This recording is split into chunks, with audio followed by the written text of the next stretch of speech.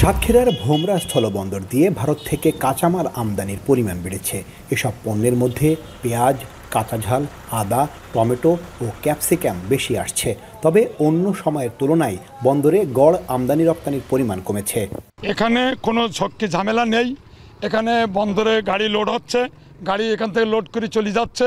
পেঁয়াজ, কাঁচা ঝাল এইগুলো ঢুকছে, আর সীমিত আকারে এইগুলো ঢুকছে। আগে আমাদের রাজস্ব টার্গেট ছিল 1100 কোটি টাকা। লাস্ট 2-3 বছর কিন্তু এই লক্ষ্যমাত্রা কখনোই 900-র উপরে যায়নি, মানে ঘাটতিতে আছে। তো সেই হিসেবে অবভিয়াসলি ধরাই যায় যে এখানে আমাদের আমদানি রপ্তানি কমে যাচ্ছে।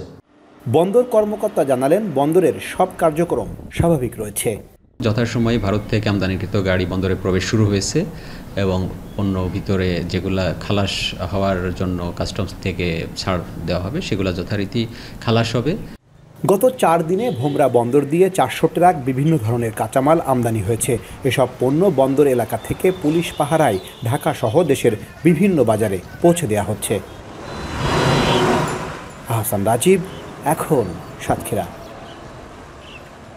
250-টিরও বেশি ডিজাইন অপশন নিয়ে ওয়ালটন স্মার্ট ফ্রিজ, বোঝে আপনার প্রয়োজন।